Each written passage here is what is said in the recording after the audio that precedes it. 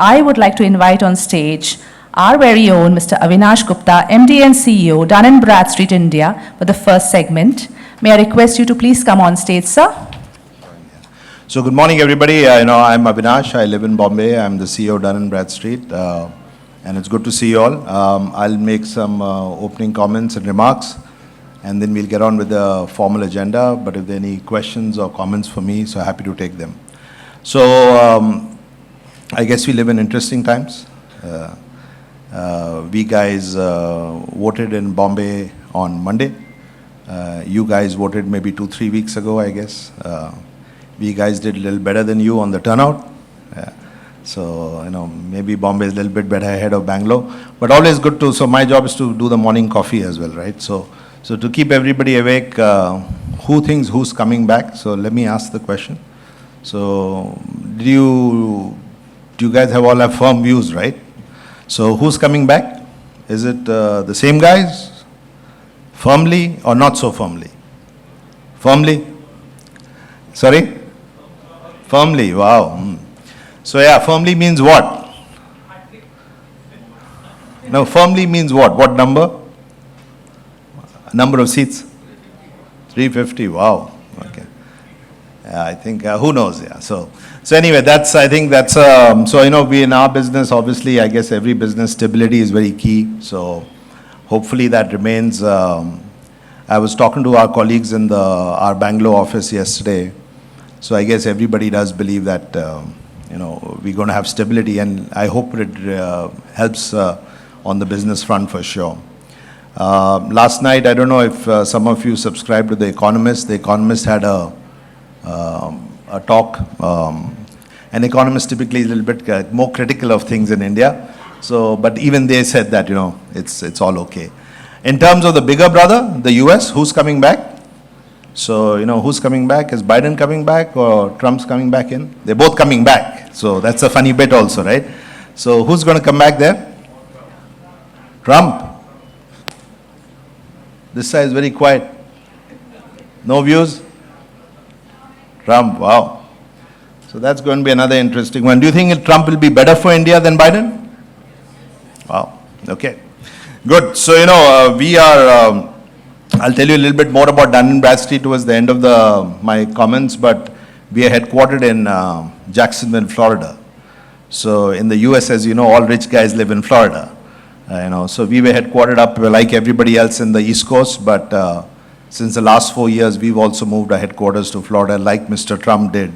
And as you guys know, Florida is a Republican state. So we are all hoping, it'll be good for business, but good. So hopefully that maybe got a little bit more excitement in the room than the Bangalore morning. But good to see you all. We are here to talk about Leap India Startup Summit. I've got some prepared comments. I'll refer to them and maybe some other comments as I go through. I guess, that's been the shining star in terms of the startup ecosystem. Been doing phenomenally well. I guess in the agenda today in terms of funding, that's not only been a challenge in India, but been a challenge elsewhere as well. The Indian numbers are kind of fall off very dramatically compared to elsewhere. So for all my previous sins, I was a banker. And my last stint in India, I've been back here like 3 years or more, a little bit more than 3 years.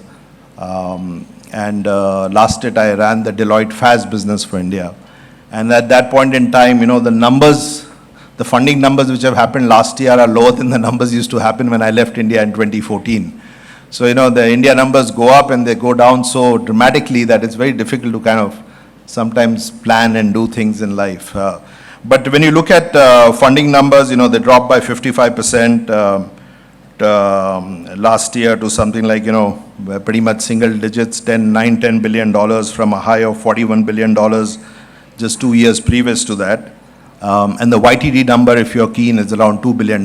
So it's not the first quarter, first half of the year is nearly done, only $2 billion in the bag, makes things a little bit more difficult. So 6-year low, as I mentioned, the previous number in 2018 was $12 billion, and it peaked at around $40 billion in 2021. So that makes life very interesting, right? As I say, when money talks, everybody has to walk along with the money, and that's really impacted. In terms of late-stage funding, and a proxy of late-stage funding is the number of unicorns, depending on how much funding they get. Only 2 entrants in the unicorn club for India, and so far this year also only 2. And similarly, the numbers globally as well, right? India was 44 unicorns 2 years ago, around 560 unicorns in 2021, and down to 25. So that kind of sets the stage in terms of what's happening in the broader funding ecosystem, and funding is important for everybody as things span through. As part of this whole show today, and the whole awards which we give out, we asked over 100 startup founders on how the funding winter has affected their operations and growth. And as you'd expect, 33% claimed that it had a very significant impact, 23% believed that the funding winter had a very moderate impact, and the remaining, I guess, were well funded, or they had a runway to plan their life out and were not so impacted. And as I said, we live in very interesting times, more so for India, I think. I think all of us are big believers on India, maybe more so now than before. I started my life out obviously here. I left, went studied, came back, left again, came back, left again, and now I'm back again. So, I think all of us believe that this is the moment for India to kind of get things right. We honestly do believe, but the whole bits around interest rates, the whole bits around inflation, the whole bits around geopolitics possibly helping us, the whole bits around regulatory possibly helping us, and obviously the more turbulent environment for investment and stocks is an interesting one for all of us to live through. Everybody follows the stock market. I guess, everybody followed the results of NVIDIA yesterday. On the weekend, I was meeting some folks in the Bombay stock market. People, it's quite crazy. I was telling a colleague in Bombay as well. People who bought stocks, let me pick a number, bought a stock for 10. The daily increase in the stock price is 10. How do you kind of fathom that? And that's pretty much like how the universe everywhere is working, right? So, as I said, I did banking for a long time. You would just not be able to plan things around that. How do you convince investors to put money into that when, your stock price is running away so much? So these are very interesting things to deal with, but good things to deal with. When in these turbulent times, when we poll these entrepreneurs about the 2 top challenges they face in the current environment, 40% of them approximately said that, still funding ranks as one of the top 2 challenges. And amidst the significant drop in fundings, obviously, like everybody else, startups also cited a range of other challenges. Some of the challenges, scaling, my colleague touched upon that, growth concerns, talent acquisition, which is a big challenge for all of us, retention, challenge for all of us, infrastructure issues, which I guess we all broadly face, and that I mentioned briefly on the regulatory barriers as well. And as I said, we are all a big believer in it. We all believe this is a temporary phase, and obviously, sanity does prevail everywhere. The winners will win out. And in terms of the theme of the event today, in terms of surviving this business cycle, and to possibly build successful business models, the theme of saleable, scalable, and sustainable will power through. So maybe I'll touch upon 3 of these points a little bit more. The saleable bit, obviously, at the heart of every successful startup lies a compelling product or service that has to resonate with an audience which is willing to pay for that service or product. I look back at my days in engineering when we were really engineers only and didn't have much of a view of life, didn't have much of a view of marketing or anything else, but, we're pretty much hardcore IIT engineers. And we used to kind of say, if you start something, what's most important? And the smartest guys who've come out are the guys who always said, you got to have this product which the market wants, which, as an engineer, as a 17-year or 18-year-old, you couldn't fathom. But developing a solution that addresses a pressing need, adapting a business priority or focus area with changing business dynamics, knowing your customer pain points and offering a value or proposition that is essential, capturing the hearts and minds of your customers. When DNB asked startups across India about their priorities and focus areas for building scalable business in the current scenario, The highest number of founders, that is 32%, cited profitability as their top focus area, while 21% of the respondents said top-line growth is considered the most important focus area. And I think the ET this morning, I don't know if it's very hot, but I'm sweating a lot. Maybe I'll take my jacket off as well. The ET this morning, I don't know if you guys read the ET this morning. It's got a study the ET has done about how exactly the same points, that's fine, thanks, Mohit. How the same points in terms of profitability and top-line growth and the focus on sustainability effectively, which is the point we're making here, is so important for the startup world. 22% of the respondents called out customer retention as one of the top 2 priorities. These priority areas take us back to the fundamentals and clearly show that as the flow of investor money is constrained, startups are shifting their focus into growth, from growth only to profitability. Scalable, and that's the theme for all of us, I guess, we were talking briefly in the room, in the speaker room with the folks from SAP, and they said, now SAP, India is like the top 10 market for SAP globally. It wasn't a focus market. And what commands that is scalability, right? So when you look at global companies, even when you look at maybe at a Hindustan Unilever, which is a very large company, Hindustan Lever maybe has in India sales of around $8 billion, but $8 billion is still a decent chunk of Unilever globally, but still not double digits in terms of percentage of sales. So, every MNC in India, when you look at part of India's sales, when you divide the rupee number by 83, 84, it becomes a much smaller number. So scalability and getting that command at the top table is a lot more difficult for us. So even in Dun & Bradstreet, we run we believe we run a good business, large business. But when you take it as a percentage of global sales, it's a very small number.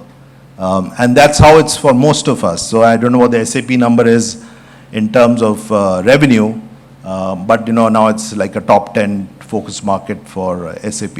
So scalability obviously gets the bucks, gets the focus, gets the best resources, allows you to do a lot more things when you build scale. And that obviously is a huge challenge for startups. Navigating that journey from a startup to building commendable scale is really one of the key success points for any startup. And that's what, when you look at companies which are powering through either in the unlisted space or the listed space, that's what differentiates really the wheat from the chaff, right? So maintaining a stable financial foundation was viewed as a very critical, in the study which we did, was viewed as a very critical point for expansion, with 20% of the startups citing financial stability as an important factor for scaling up of a firm. Simultaneously, the importance of investing in technology and automation was emphasized, and the brief conversation with SAP this morning focused on that, how startups are now willing to cut checks of close to $500,000, $1 million and on an annual spend on some of this stuff. So it's becoming very central, the whole theme of technology and using the right platforms, using the cloud better. Those are becoming really central themes.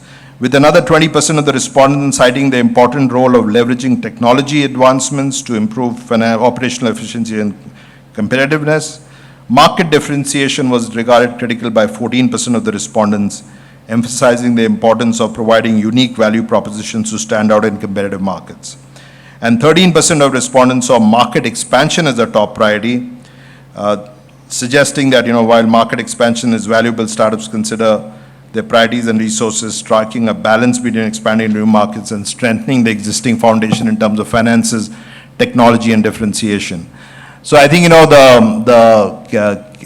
capital is always king, and you are having to work a lot more harder for getting that capital, all of us really. And as I said, even as large companies, we have to battle at the same table for amount of capital which we get from our stakeholders. And the risk-reward ratio for India obviously is a lot different than the risk-reward ratio for a OECD or a developed market. And it makes the conversation quite interesting on an annual basis when you go strike for capital. So a lot of my colleagues here, we are very keen to do lots of new ideas, either organically or inorganically, but always we come up with the hurdle, where is the capital going to come from? So it's not an easy discussion even for large companies, and obviously for smaller startups, it's a lot more different as well. I was going to say something about SBI, but we'll do that later.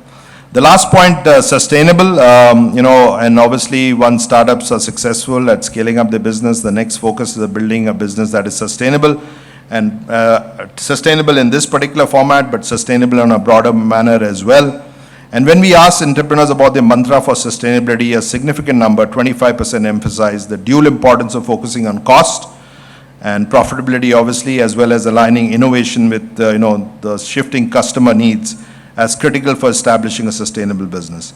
This significant concurrence, shows that modern startups are perceived to require a balanced approach that prioritizes not only financial health but also a keen responsiveness to markets and consumer dynamics. On the other hand, somewhat fewer respondents recognize building an adaptable business. I guess the horizon is too far, only 20%, and developing the nurturing of strategic partnerships, less than 20%, is essential.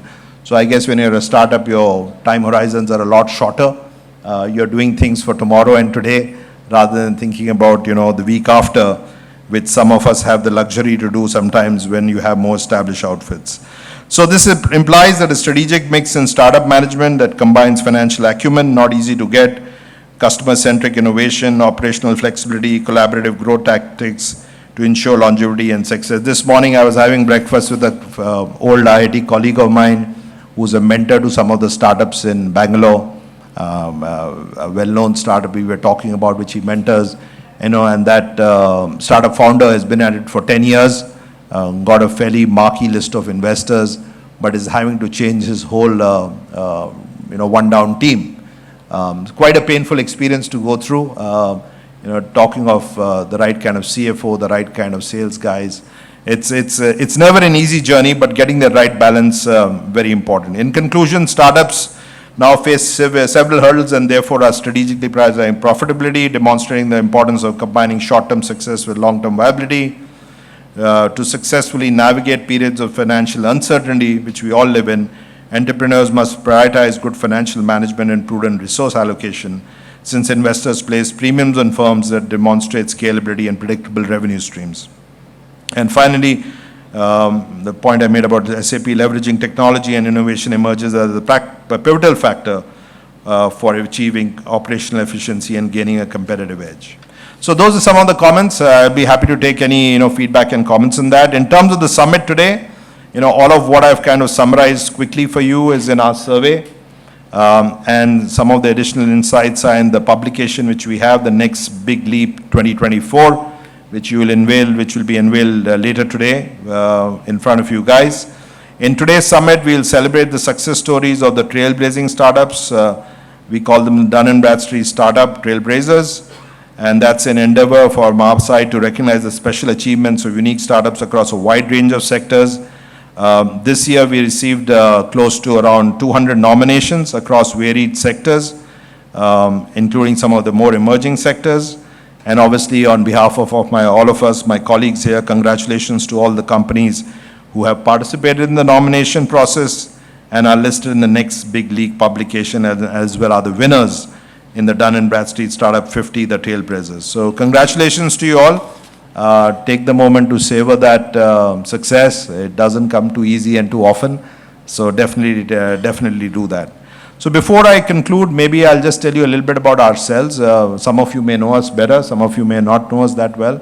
So, we are a global firm, Dun & Bradstreet. How many of you know Dun & Bradstreet? Okay, so I'm going to give you some lot of trivia and then I'm going to ask you how much did you know. So listen to me carefully. So Dun & Bradstreet, we've been around close to 200 years. So, we've been around a long time. I guess a lot of people who started keeping data when trading started. So in our case as well, when trading started in Chicago and New York, somebody was selling cotton to somebody or somebody was selling something else. Somebody started keeping, Mr. Dunn started keeping a book and Mr. Bradstreet started keeping a book. A good khata book, I guess, and they did quite well. So that's what we've been doing for a long time. We are a kind of, I would say, in many ways, a very proud legacy firm. So 4 US presidents work for Dun & Bradstreet, including, I can't believe this one is Abraham Lincoln used to work in Dun & Bradstreet. So this evening there's a reception with the American ambassador. So it's, it's really a crazy history that Lincoln and 3 other presidents worked in this firm before going into politics. So jokes aside, I cracked this joke in a little bit sometimes, a little bit more carefully in Delhi. I say all politicians learn how to collect before they go into politics, which is what Mr. Lincoln did, I guess. Somebody in Delhi told me, don't crack this joke in Delhi. You can crack it in Bombay. So we've got a very proud legacy, and we've been at it for a while. And like in India, the Aadhaar card, the US also came out with the Social Security number. US also came up with the Social Security number at the time of the Great Depression. It was about making sure that Avinash Gupta got his benefit and he had a number, so the money would go to him. Very much like what the Aadhaar is supposed to do. So, but they started 100 years ago. The Great Depression was 100 years ago, pretty much, right? So somebody smart at Dun & Bradstreet at that point in time said, a little after that, if you can number an individual, why can't you number a company? So we came up with this concept of the Duns number. Everybody familiar with the Duns number? So this Duns number, basically you number every entity in the world. And because we've been doing it for so long, we have numbered close to 600 million entities globally. So we have 600 million entities, this is a very, very large number. So we've got 600 million entities with this Duns number, on the basis of which we try to collect some data. We try to collect some firmographic data, we collect financial data, and that's the kind of stuff we do. So out of this 600 million, again, it's very interesting that obviously there are large companies in the world. There aren't too many large companies in the world. There aren't too many listed companies in the world. Most of the world is very small. There are MSMEs, there are startups, and the numbers are startling. I won't bore with you that today, but 99% of those companies really are startups and MSMEs, which there is very little data available. I can get good data on a listed company because it's listed. So interestingly, as some of you might know, in the US there is no the MCA in India, the registry in India. The UK has the Companies House. In the US there is no MCA. So as a company, you don't have to disclose anything to anybody. A listed company, when you're listed, you have to disclose even the color of your pajamas to the SEC, but otherwise you don't have to disclose anything. So getting information is not so easy, and that's our business. So giving insights and giving information on companies, your counterparties, your customers, your suppliers, your vendors, that's what we do. If we do it for companies, we'll do it for banks, we'll do it for SBI, we'll do it for NBFCs, we'll do it for the whole ecosystem. So that's what we do, and we do it on a global basis, and because we are also locally present, we are able to combine that global data and local expertise to give you that insight. So very powerful, very powerful. So I mean, did you guys know all of this about Dun & Bradstreet? No, there you go. So I added some knowledge to you, thank you. So I think this is going to be even more powerful because how the use of data, how the regulatory framework is working out, it's going to become very, very powerful. So, and in today's world, the Indian data stack, the whole Indian digital framework is moving very rapidly, in some ways faster than other parts of the world as well. So this whole business of being able to lend on the basis of consent data, GST data, bureau data, bank data, income tax data, and all the other pieces are becoming very powerful. So technology, the whole fintech world in India is really kind of leading a lot of change. People like ourselves also are building elements into that. So in many ways, large companies are large, but in some pockets of it, we are all startups as well. So that's what we do, and we package this together in many ways. And as I was saying, the world is really small, the world is really startup. The biggest challenges for all small companies, all startups, are getting market access, getting overall access to finance, being credible, and getting then yourself up and going in terms of productivity. So, and that's what Dun & Bradstreet has done globally. So we have a lot of these products which are very useful for startups. We've got the Duns registered seal, which is you come to Dun & Bradstreet, you get a Duns number, you get, you share some information. Depending on how much information you share, we'll give you a Duns registered seal. You become visible to your customers, you become visible to buyers outside in the world. In the real world, if you manufacture a pump in Rohtak, you're a pump manufacturer, a guy in Belgium can see you and then do business. Very powerful actually. So we've got products like that which help the startup. We obviously do corporate ratings. We in India, in India, we own a rating agency which is called Equity. We own 35%. SBI actually owns 7-odd%. SIDBI owns 35%. So the Standard Chartered Bank and a whole bunch of other banks, Canara Bank here as well. So that does ratings. Ratings in the Indian context, global context, is rating of a bond or of a loan. But corporate ratings is something Dun & Bradstreet does, so we give you an overall view of the company. And that's what we do. So we come out with these credibility reports, the self-report. Again, very powerful when you're dealing with large corporates, large buyers, when you're dealing with the entire ecosystem. I talked about broader sustainability, the whole ESG story, and that's really superbly important, I think, where we are. I mean, this me sweating in the heat here also is a good example of, how sustainability is equally important. So ESG is something we picked on very early on. So out of these 600 million companies, entities which we have at this DUNS number in our data cloud, we have ESG scores on something like 75 million of them.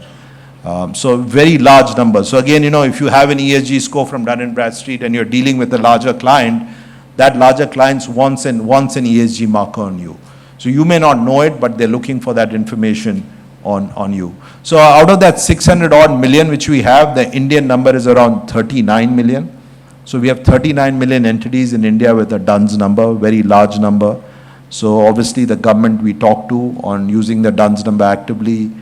ONDC, and everybody familiar with ONDC?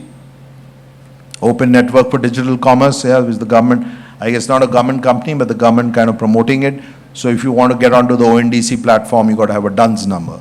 And that makes it easier in terms of unifying things. But the point I was making about ESG, we have what we have for the DUNS registered seal, we have an equivalent for the ESG registered seal. Again, helping you kind of get some kind of ESG benchmarking to kind of help you do business with the community. We obviously have products which help you in sales acceleration, sales, what we call sales and marketing solutions, identifying potential customers, suppliers, channel partners through the product which we have DNB Hoovers, and then, obviously understanding creditworthiness of customers and suppliers through DNB Credit, and lots of other things. So a lot of my colleagues here today, I mean, please feel free to, reach out, ask any questions. Our website's quite good, but we are very happy to walk you through our products and services, which are uniquely, I think, very important for startups. It does help get the journey going faster. One of the things which I've been battling with, so when I came here three and a half years ago, I had Rajneesh Kumar, who was the previous chairman of SBI. He was our advisor for a year. So Rajneesh had just stepped off. He was finishing his schooling period from the government, which is a year, and then he joined us as advisor. And then he's a great guy. He's a great institution builder, I would say. He joined the board of Bharat Pay 1 month before it kind of, went a little bit south. And now he's chairman of MasterCard and other things. But, he's always been telling me that, Avinash, that startups need to also kind of learn a little bit more about governance early on, because they make a lot of mistakes in governance, which then costs a lot later. But, getting startups to pay or kind of something which can teach around governance is always a tough one. But if anybody has ideas around that, I'm a big believer that if we can help startups to put basic things around governance, our data helps in that. I think it'll be a good thing in their journey to do that. So on a closing note, the journey of a startup is obviously risky. It's fraught with challenges and uncertainties, but by embracing the principles of scalability, scalability, and broader sustainability, we believe that one can navigate these waters with confidence and emerge victorious. So thank you for your time this morning. I don't know if I have any time for questions and all, but I'm around, so I'll be happy to take them later. I'll hand you back to my colleague. Thank you.